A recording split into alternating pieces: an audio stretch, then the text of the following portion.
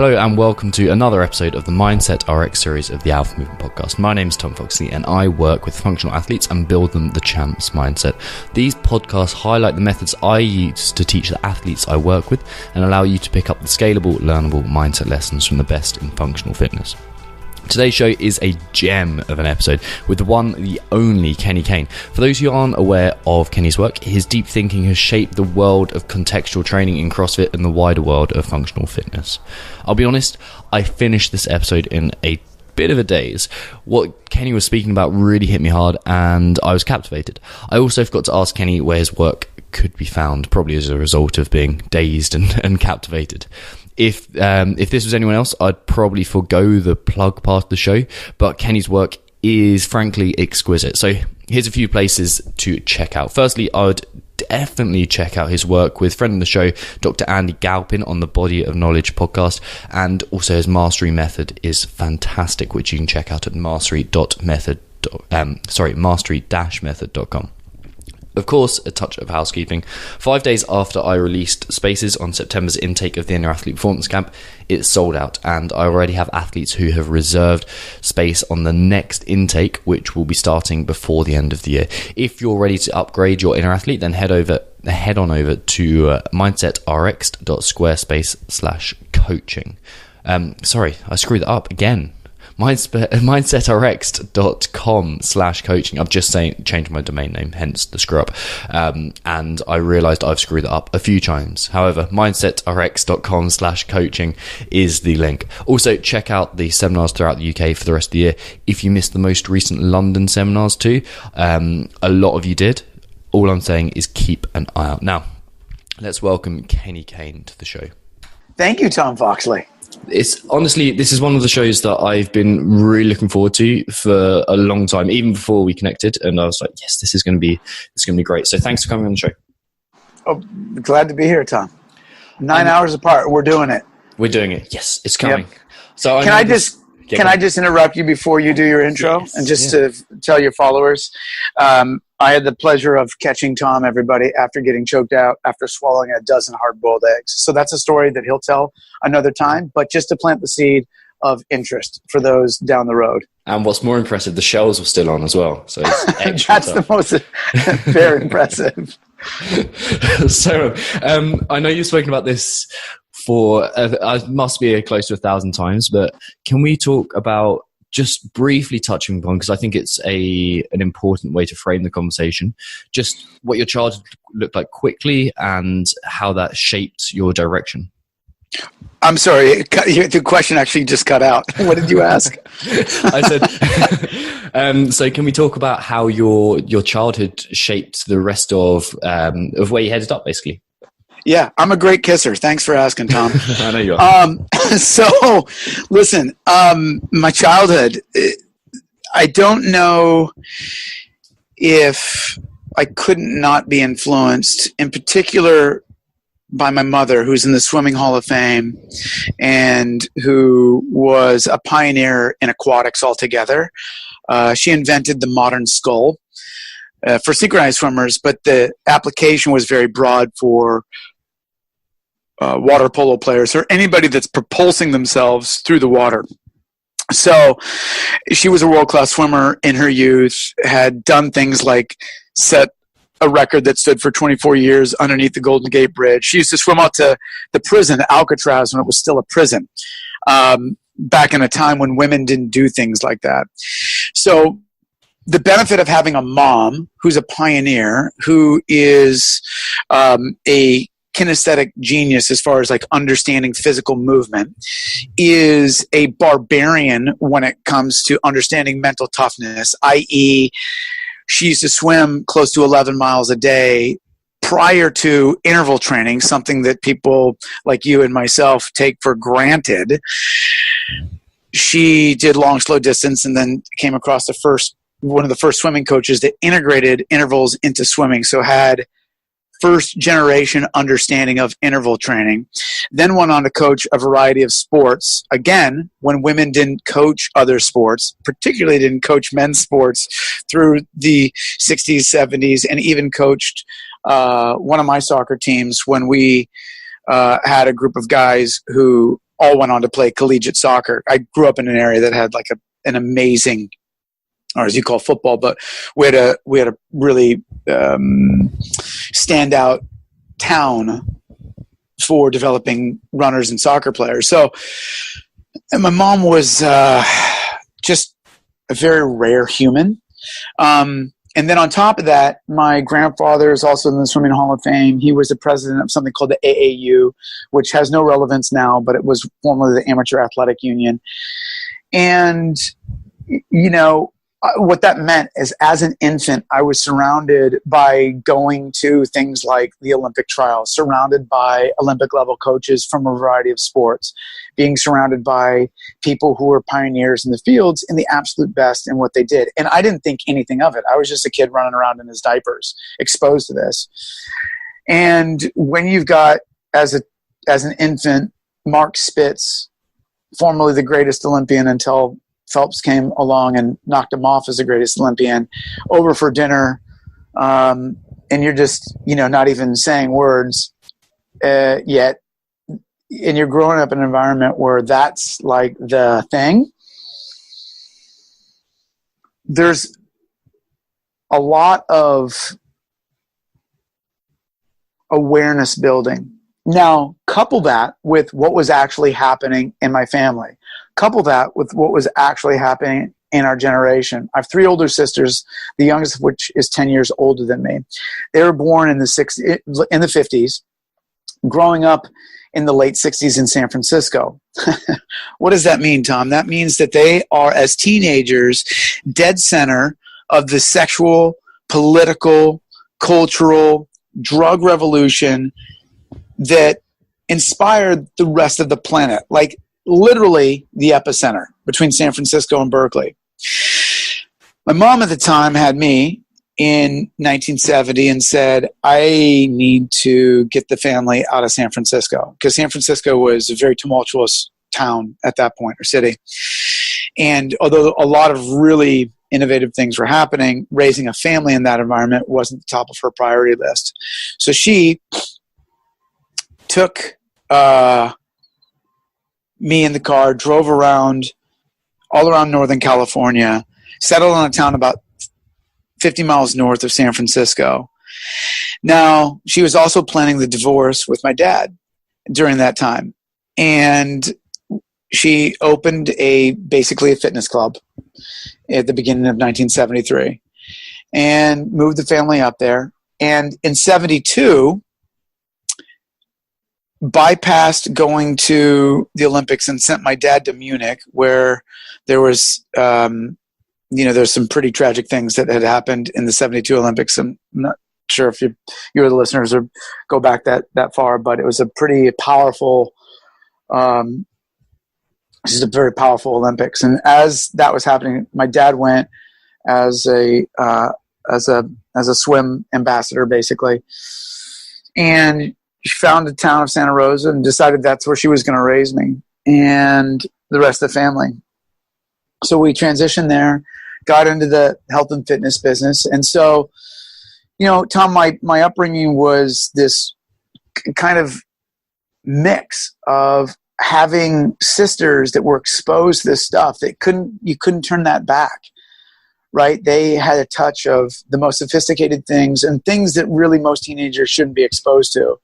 I would argue as now a parent, but things that you couldn't control them being exposed to, right? So you've got them with a lot of time on their hands moving up to basically a suburban environment with this like sophistication that a 30-year-old would have as far as exposure lists go. And my mom tried to insulate me from that in that environment. So it was an act of protection for me in an attempt to try to save the family at that point. And what it meant is that my sisters had time. They had all the wherewithal to understand, let's get some cocaine. Let's do like extraordinary things with, from people who are in biker gangs, literally. And so they got exposed to that. I was very insulated in a way. My grandfather and dad and mom all tried to insulate me from what my sisters were going through. and they realized they wanted to put me in an environment where I could excel academically and athletically. So it was a gift of, unfortunately, what my sisters were exposed to. And then it was an act of protection to insulate me from those things. So the recognition was my sisters had a lot of spare time to get into trouble. And my mom immediately put me in sport. And one of the first sports I found was martial arts. I was 6 years old. And I found that, and I studied martial arts till I was, really hard until I was 19.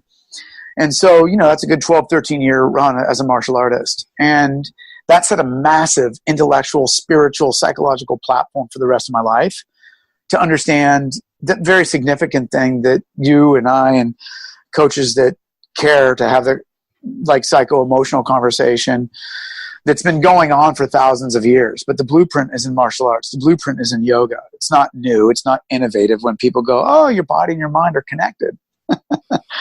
It's thousands of years. And for us to ridiculously claim that we have, ownership of that is like the most grotesque bastardization of ownership I can sort of identify. So recognizing that the martial arts were massively influential is, again, an understatement. So you have this weird combination of like a mom and a family who's got this like elite exposure list to,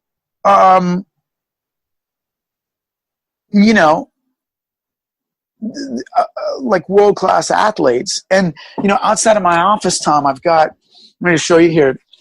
I don't know if you can see this picture. It's a 4-foot picture of Bob Beamon setting the world record in the long jump in 1968. And that's like here at our gym. And that's like, I think about like, that's what our family was around. And simultaneously, that real rough thing that every family goes through, their shit.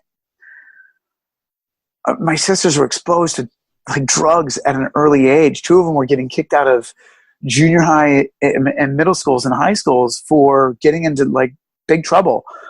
One of them dated and then wound up marrying the leaders of the Hells Angels. I don't know if you're familiar with the Hells Angels in America, but it's like, and then the guy went to San Quentin, one of the roughest prisons in the United States, for 20 years. And for the biggest drug bust in the area that we lived in. But he also wasn't busted for the other shit that he had done. They just couldn't pin him on the stuff that they couldn't, pin him down on. It was like Sons of Anarchy, but for real. And so growing up in that kind of environment, it's a mix of love and care, and everybody just gave me their best to like make sure that I didn't go down that path. Yet I saw that path, and I saw how ugly it can be, and I saw what it meant to have a sister who was beat up by the leader of a Hells Angels, who would throw her out of moving cars, who would throw a gun in her face and then threaten our family. Like, it's just ridiculous shit, man. And then simultaneously grow up in a suburban environment, middle class, with people that cared and people that loved me. It was a mix. It was a mix of all things, Tom. It wasn't like one way or another. It was like, it was love. It was fear. When you look at those things on a mural of like, how did you grow up? Athletically, I did well, as I was an all-state soccer player, regional level soccer player, played in college, ran track in college, was a decent martial artist, was a decent triathlete. I taught myself hip-hop dancing. I danced when white guys didn't dance, and literally joined black troops to sort of, compete in different kind of things or showcase in different things. All of that was like a cool piece of my development. But the anchor point, what I would say, Tom, is coming back to my mom. I've had exposure to some of the greatest coaches that anybody could ask for in college. Deon Vochasser was my track coach. He was the 96 Olympic coach in track. my soccer coaches, I had professional coaches along the way who had coached MLS teams, coach me. I was very lucky with the people that I got access to. Olympic level coaches in a variety of fields has been something that I've just unintentionally, and Thomas is completely by accident. It's like it's no like self-creation or, I invented and created this world where all these amazing mentors and coaches would show up in my life. I lucked out, Tom. And it started with my mom. And again, like even being exposed to all these different coaches, the most brilliant person I've ever been exposed to is my mom. She could look at you, Tom, and go, Tom, this is what you need to fix, in the rotation of your forearm. And you'd go, okay, you're an 80-year-old woman. How do you know that? And she would just know that. And then she'd look at you and go, okay, you had this kind of training session today. This is, you might want to think about not going so hard tomorrow, or I'm going to fucking hammer you tomorrow. And she had that ability to, she could just look into you and do the thing that I believe the modern coach still needs to do, and that's have human contact. Because that's the Sherpa-ism that she passed on to me, and that's the legacy that I intend to continue, is that ability to look into people and get them on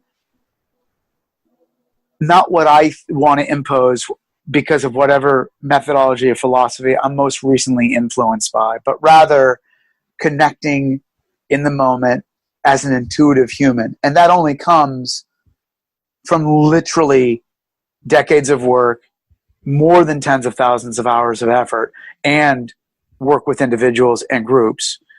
But just that ability to like get people on the deepest of levels with a little bit of love and periodically sometimes some fear. Was the subject of mental toughness ever brought up in conversation, or was it more of an expected thing? This is sort of like, Tom, you're talking about somebody who swam to fucking Alcatraz when there wasn't wetsuits in the most shark-infested area of the world as a practice. You're talking about a woman who would decide to show up in men's only races and not only compete, but beat them, Tom. You're talking about a woman who went through bankruptcy in the 70s and brought her business thriving through the 80s and 90s. You're talking about somebody who made a hard decision to move a family from San Francisco, plot a divorce, get out of like craziness and invest in a future that was going to be right for her family as best as she could. You're talking about somebody who exhibited that daily. Tom, were you fucking kidding me? So like she lived that, man. She like, there was, I'll never forget, there was a track race. I thought I was hot shit, Tom. This was my day. I was in college. On a Friday night, I performed in a play. She came and watched me. And the next day, I competed in a 1500. And 200 meters left in the 1500.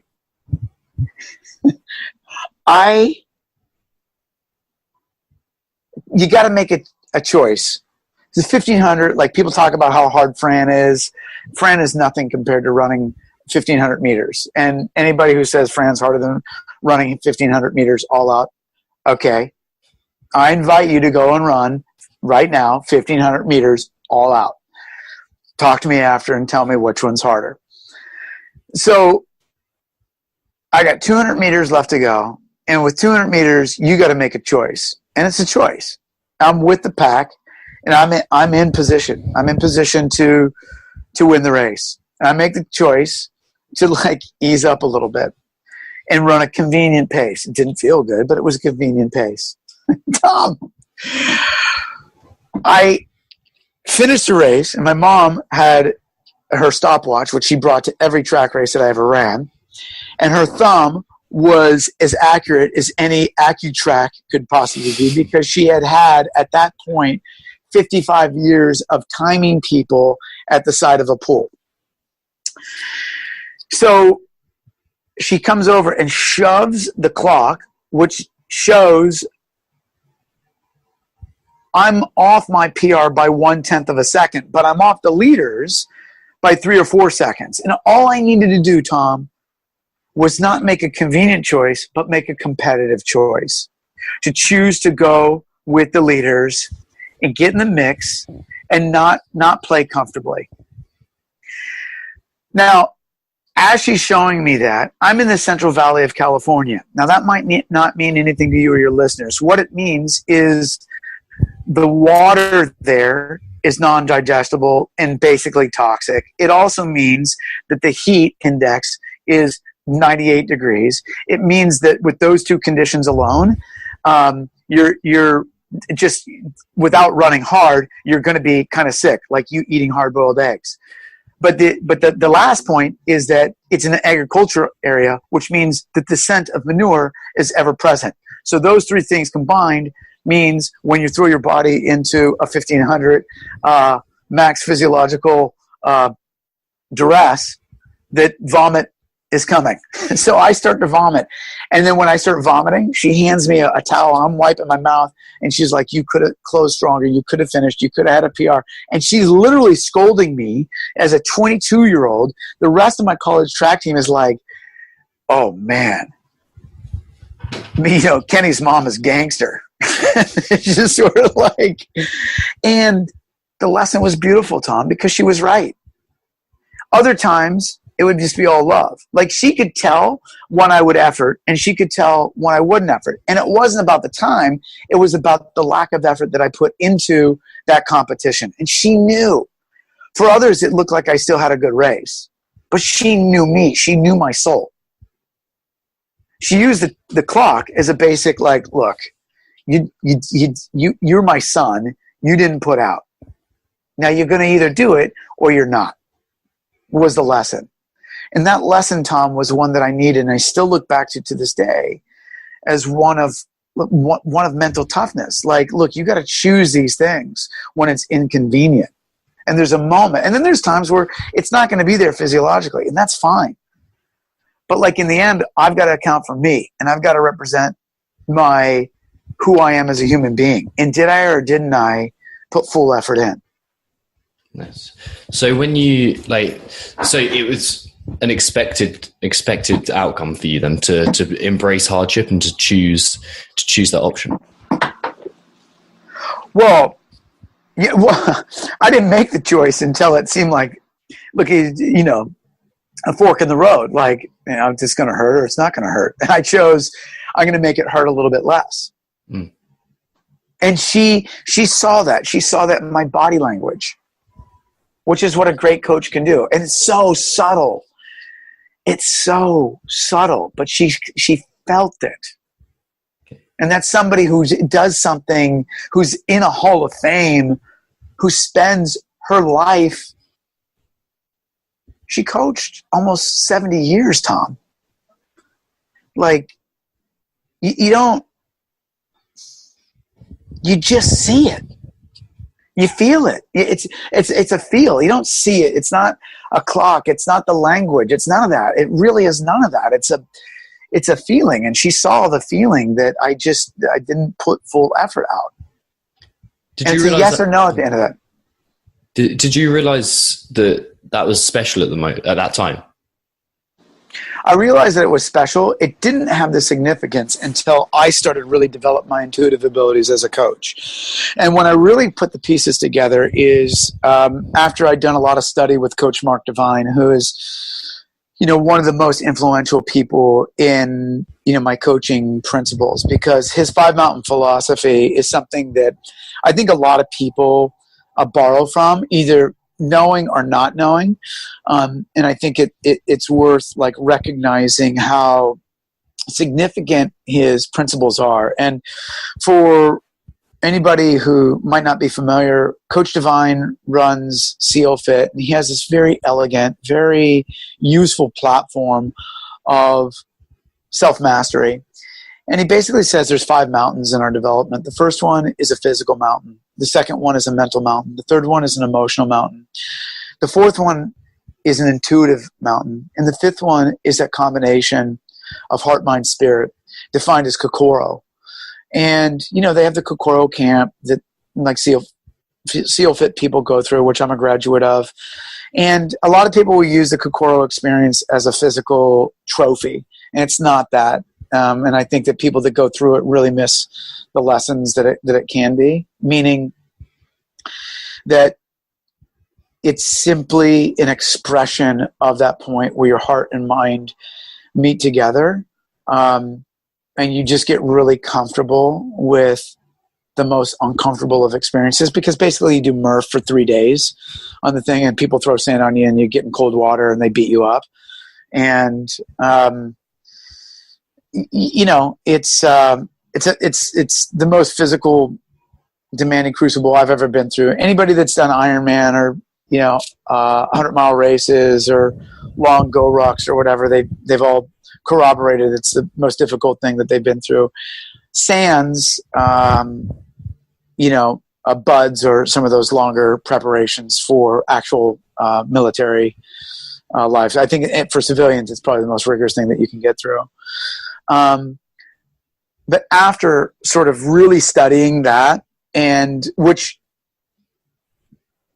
was very easy for me because, look, I'm a martial artist and I've been thinking about these things since I was a teenager, and being exposed to these sort of considerations, everything from the breath work to the meditation. Like, we were doing that in our dojo back in the 80s. And then I had a meditation coach in the 80s and breath, working on breath, and that's stuff that I've been playing with for decades, not really getting, I would say, very good at it. But it was stuff that we were playing with. And it wasn't really until working with Coach Divine that I started, the learning curve of all my experiences started to gel. Like, I could put the pieces together a lot more quickly. I had a greater tool set. In other words, okay, I'm borrowing from this, and it's like you start to see the matrix a little bit more. So it doesn't seem like this confusing thing. You can see 1,000 things at once and make them whole, make them one, if that makes sense. But you only get that through, several decades of coaching and playing with things and tinkering and failing and messing up and not knowing what you're doing and, messing other people up and messing yourself up. Like, oops. It's a lot of oops. It's the way good life should be. A lot of oops. Yeah. Oh, yeah. Long history of oops. Sorry, it didn't really mean that. Are you okay? So I know we spoke about this in our chat beforehand, but can you talk about your beliefs around physical mental toughness, and how it reflects on, or how it impacts just mental toughness in day-to-day life, and whether you believe that's the case or not? Yeah. Well, look, since being exposed to Coach Divine, we were I believe we're the first group of coaches, first gym to systematically implement mental toughness as part of the physical training program. Contextually, what I'm interested in as a leader is developing mental toughness as a tool alongside competitive abilities, along practice abilities. What I'm interested in is developing human beings that have the psycho-emotional capacity to create as much latitude, mentally and as emotionally, as they do physically, right? So the physical practice, in other words, or the physical experience over time, in my view, should be one that you can intentionally and consciously undulate. So I'm not a proponent of when you train at all times 100% physical intensity. I do understand the physiological adaptation of do something well, virtuously, at intensity, and you will yield an adaptation. But that presupposes that somebody's in the psycho-emotional state to handle that on that given day. And I think that that's a misassumption that modern coaches are making, and it's one that concerns me. Concerns me being a coach for 30 years and the misapplication of mental toughness and overexposure to using physical hardship as a singular training tool. So let's back that up a little bit.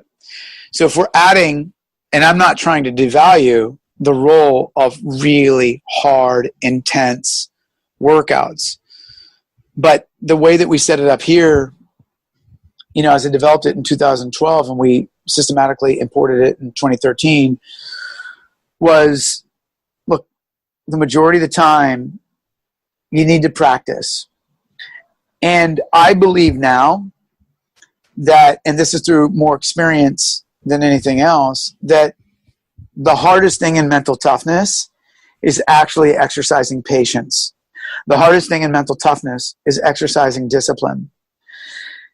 So for the modern sort of practitioner in the fitness environment.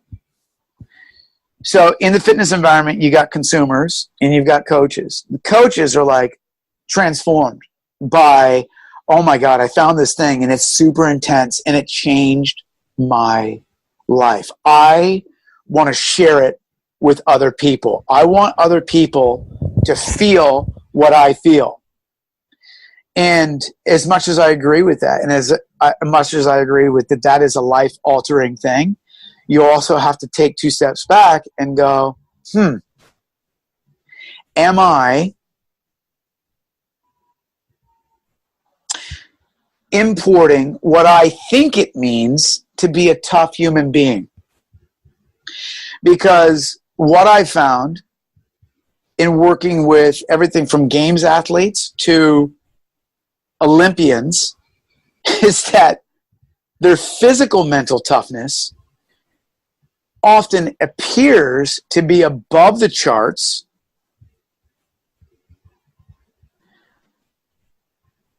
but anecdotally what I see is that sometimes that is not transferable if you don't exercise consciousness and awareness around that. In other words, Tom, I see people that are very everyday in my life dealing with, and in my coaching experience, coming in here to this gym who are so far from above average physically. But their ability to transfer the mental toughness into being a parent, into being a business person, into dealing with a broke down car, into dealing with the other more important responsibilities than just the training, is and has been and continues to be a lesson for me. So this mental toughness piece is an absolute cornerstone for our development of people here. And we were the thought leaders in this space designing a conversation around context, specifically mental toughness. So we anchored this dialogue onto what Coach Devine had put. And, you know, we use mental toughness workouts to define one thing: grit. Who are you when things get shitty? And you can predetermine that as a practice. The transferability is a conversation that we're constantly having with our students. But overexposing them to that and not reinforcing, hey, comma, by the way, if you've observed advancement in human beings historically, there's this thing called practice. And sometimes practice means that you go really, really hard, physically, with intensity, Sometimes practice means that you're working a skill neurologically. And in this fitness space, there's a very nuanced gap that to me is gigantic, and for thought leaders needs to be honed a little bit more. And that is that we need to train the practice of slowing down. We need to practice the mindset of we will get growth when we push hard, and we will also get growth when we recover. We can also recover within movement. We can also develop neurological skills within movement. But the psychological ability, the mental and emotional ability to not have ego associated with only, quote, being hard, because I know some hard motherfuckers who are soft in life. And I've seen that with people. They give it 6 hours of training a day, but give them something hard outside of the gym and they fucking collapse. And Tom, there's nothing compelling to me about that. Nothing. Great. You've really committed to exercise. Good. Can you read? Can you care about another human being? Is there some balance? Is there something bigger than the barbell, the sandbag, the fucking time? Like, really? Really? And I say that, Tom, because I was once a person who defined myself because I could grind harder than people around me in workouts. People could witness me crushing shit. The problem was I repeated that as a behavior and got greedy, and my ego got really attached to that. And what happened, Tom? I got broken. I got hurt a lot. And I realized, whoa. What did my mom do skillfully? What did Coach D do skillfully? God damn it, what has every great coach in every other discipline done for thousands of years? Some days you go hard, some days you go easy, but what's really important is the continuity of your growth. Are you handling that, or is your ego dancing with you? Is the ego of your coach, your Sherpa, your mentor, guiding you into a wall? Woo! That's some real shit. Let's take a couple breaths and evaluate that. Because damn, it feels good to have power over an athlete or client because they think that the shit that you got is hard.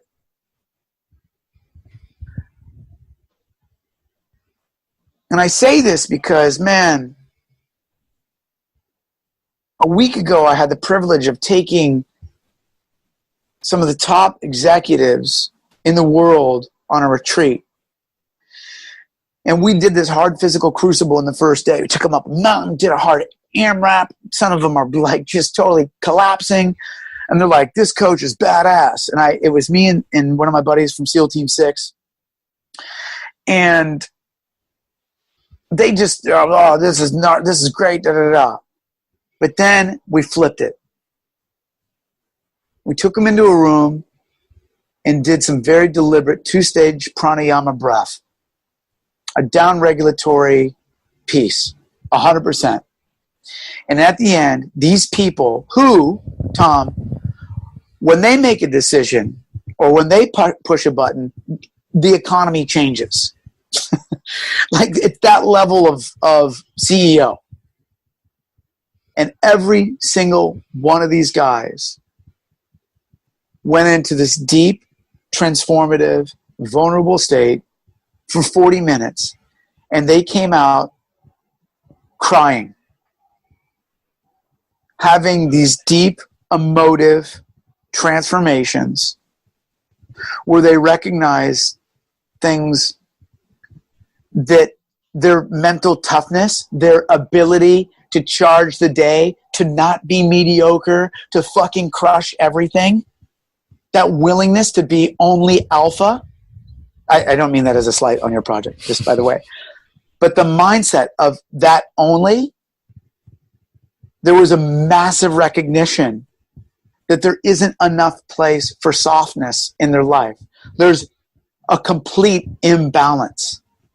Now, they're dominators on one hand, but they're not balanced.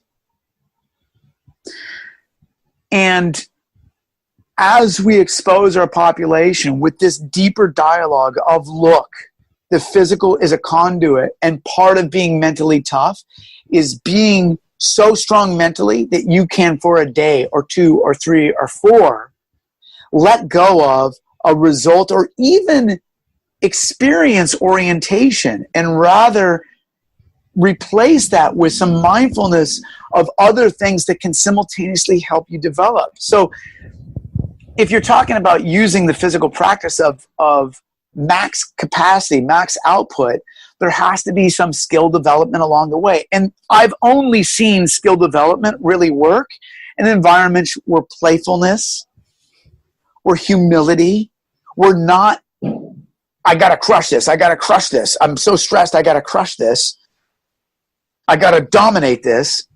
Like, I find that in an environment where there's some playfulness, that can yield itself as a progressive aspect of continual growth. And again, think about this thing. Think about like mental toughness as a curve. There's exposures to it. So if growth is important, and an aspect of growth is hard physical practice, which I 100% believe in, just make no mistake. Am I saying roll over and be soft and only do Pilates? That is not what I'm saying at all. I'm saying get under it, get buried. But when you do it with deliberation. The rest of the time, practice your shit mindfully, consciously, have that be the bias, so that way when you go to do the thing harder, you have greater actual skill and physical capacity to do that. What that does as a practice is that helps people develop the ability to go up and down with physical intensity. So they come in consistently. Some days the physical intensity should be down. I don't know a great soccer team or football team that only scrimmages all the time. My guess is that they work on set pieces periodically, that they work on throwaways, corner kicks, penalty kicks. But that's just my guess. They work 1 touch, 2 touch as drills. They work 5-a-side, 7-a-7. I don't know, just my presupposition. I'm being massively sarcastic, but the intent is very specific. Like, and there has to be something. Okay, how are you positioning your hips when you knock the ball back? Is your foot square? Is your core connected? Is your plant foot pointing in the direction that you want the ball to go? Yes or no? I'm sure in jiu-jitsu, it's not, okay, guys, we're all getting choked out for the next 2 hours. At some point, there's probably some technique development, just a presupposition. And if the technique development is only like, I'm going to grab the guy and crush him, like, this is like, slow down. Everybody, slow down. We have to develop some of that other aspect. And there's a spirit of playfulness that happens in that. And that, to me, is a truer expression, Tom, of mental toughness. Like, I see mental toughness more on practice days than I do on mental toughness days themselves here. So, does that make sense? Yeah, I 100% am behind that. I love it. And I think that just from personal anecdotal side of it, the more the percentages shift towards that practice. And with like you said, it's essential to have that. For the hardship, like that does get physiological results. It does get mental results, but it's probably 20 to 25% of my training right now. The rest of it is practice, and it's how can I be mindful? How can I be considerate of my movement? How can I fall in love with the process? And that is the hard thing to teach. It is. And so the deeper conversation for us, and again, like it's very humbling to see that a lot of people have sort of embraced this contextual practice, because I see the word context coming up more and more in recent years by other coaches. And I couldn't be any more thrilled that that's happening, because the fitness environment needs a contextual conversation. And the anchor of the contextual conversation is, how much can you undulate your mindset day to day? Like, do you have control of that? Or are you addicted, literally addicted to either being too soft or being too tough? Like, there is such a thing. There is, more importantly, a time to choose to be soft and a time to choose to be tough. That, to me, is the experienced practitioner. And if we're doing a good job of leading people, they'll get that. That requires us doing really hard work to recognize when our egos are fucking that up. It's perfect. It's perfect. In terms of, do you have a toolkit that's like, okay, I am going to be hard today? Like, what are the toolkits that go in that? And then on the other side as well, today, okay, let's chill. Let's focus on that practice piece. And are there steps prior to that you go, okay, this is what I'm going to implement to lead today? We have an endless. Our coaches, I got 12 coaches here that are all very gifted at this time. And I am blessed in this environment to have a group of coaches that has an average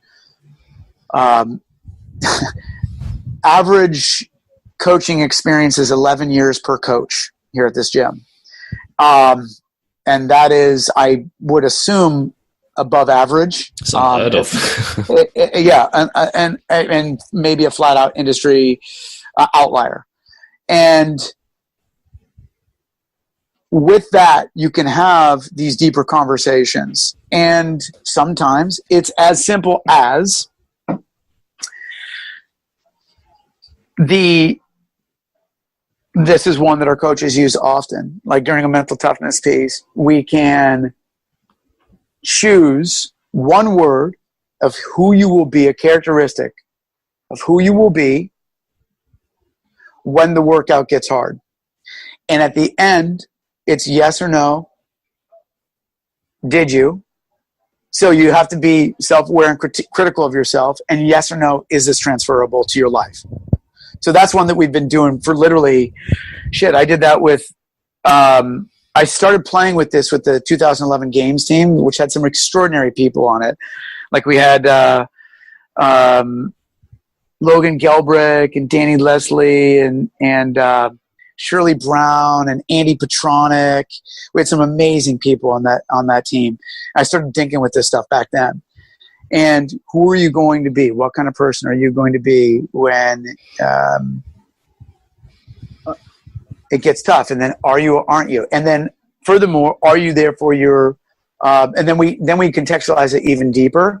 Like, who are you, especially for the games team? Are you that person for your teammate? Which is just a love. That's why we did so well in 2011, because our team just got it. Like we had a group of people who just got bigger than themselves as a collective. And it was just, that was one of my favorite coaching experiences, because it was just a lovely group of humans who were just starting to develop themselves, and they were primed for these lessons, if that makes sense.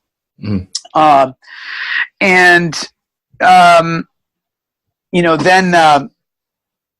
So that's one that and then at the end of class we go, did you, didn't you? And then it's accountability to each other there. And then is this transferable? Okay, how? Have you done this recently? Can you see this happening? And then there's and again, you don't want to go that psycho-emotional all that time, because it's abusive and esoteric after a while, and becomes like just some yoga class instructor or spin instructor, paraphrasing something inspirational at the end in Shavasana or those final minutes of a spin class, which is trite, really. And so, what I find is like limited dosage with this is really critical. Then on a practice day, it's, a very basic conversation generally, which is, and again, if you have advanced coaches, it's a lot easier to have this conversation. Like, who are you going to be today, given the nature of what the workout requires? Are you somebody who needs to sort of downregulate and use this as an active recovery? Do you need to push a little bit and, get a little bit of hard effort in? Do you see an opportunity to develop a skill that needs development. And then you have in a class, like it's really easy with this context. And again, we've been doing this for years, Tom. It's so much easier to have a class feel like individual training because you've got a coach who now goes, okay, you're working on a skill. You need to downregulate. You need to upregulate. Your elbow, your right elbow needs a little bit more external rotation in the front rack. And you can be articulate with a more advanced practitioner, and you can be more basic with somebody who's at the sort of beginning stages.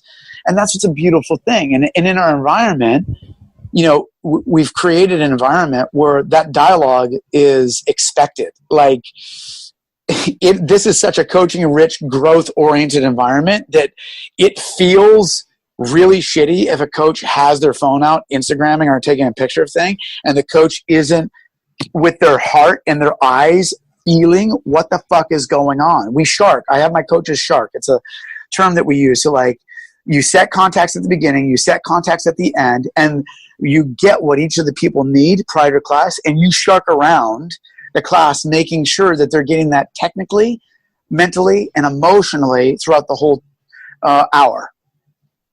It's just basic coaching, but like somehow in our fitness environment, that goes missing. And I want our population to hold us to that flame with intensity.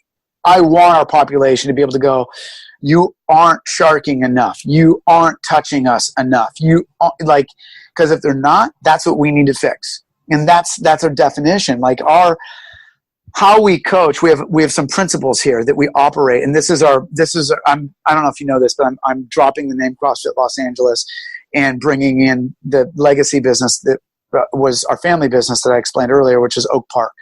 So I'm carrying on my mom's tradition and calling the gym Oak Park. And there's a symbolism to that, which is oak trees themselves have roots that are deeper than the branches themselves.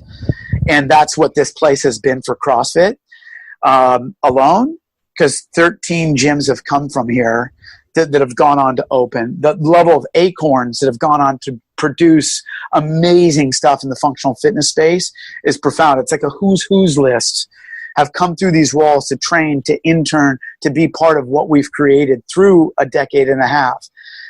So that's respect CrossFit Los Angeles is. And then more deeply, massive respect to Andy Petronic, who is his influence, especially for early adopters and those that develop their business systems, their coaching practices. Like, he set a platform for people to stand on for like decades to come.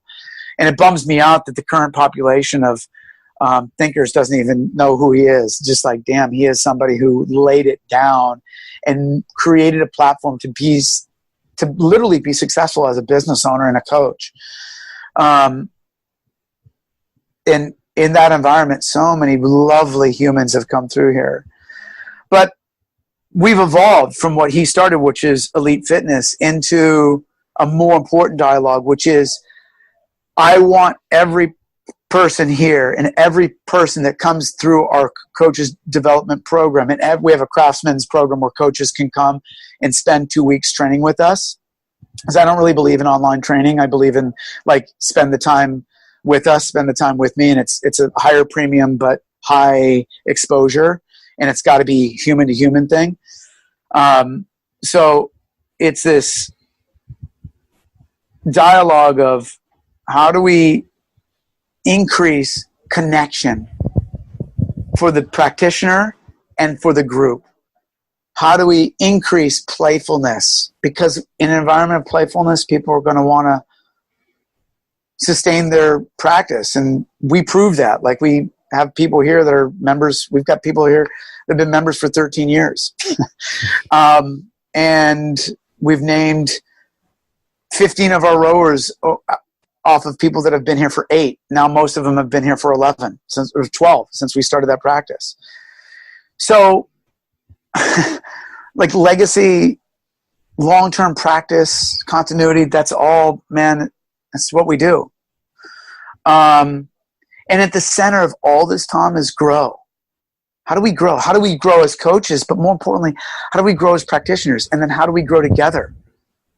And if quality of life is the larger principle, that's evergreen. That's not about fitness. That's about, does your time here serve your experience? And that's the narrative that Oak Park is trying to lead, like quality of life, connect, play, and grow. And again, that's like massive under the umbrella of something that's even larger than all that is self-mastery over time, which again, looping back to my mom and Coach Divine, self-mastery over time. You're never done. Never. Never. So if you buy into this notion of mastery and you want to have a good quality of life, then connection, playfulness, and growth have to be center point. And so we try to do that as best we can in our daily practice, recognizing that, Tom, as much as we've been doing this, as much as we've been leading the industry for years, oh man, we have so much work to do. Fuck, Tom.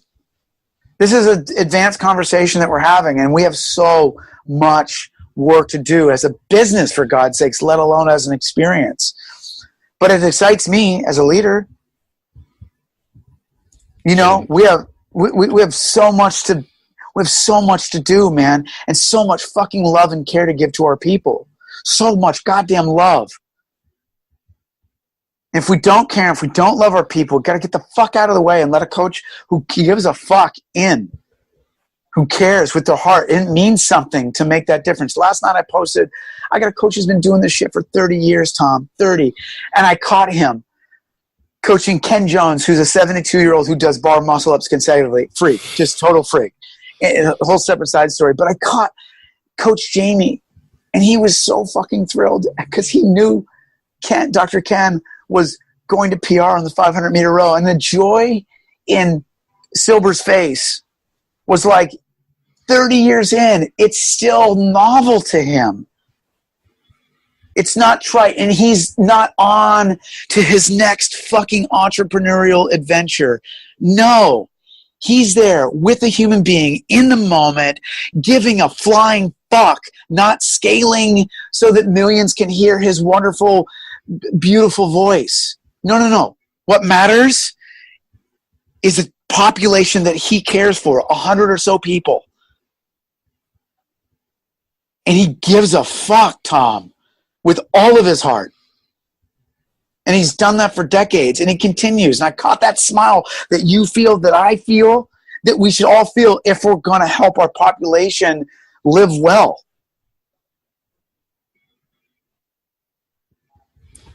That is such a beautiful point that I think cap it there, man. Honestly, that is like, that's really touched me, and there are points in that. The hairs on the back of my neck went up.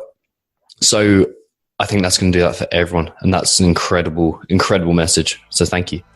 Thank you, Tom. Man, I really appreciate you. Let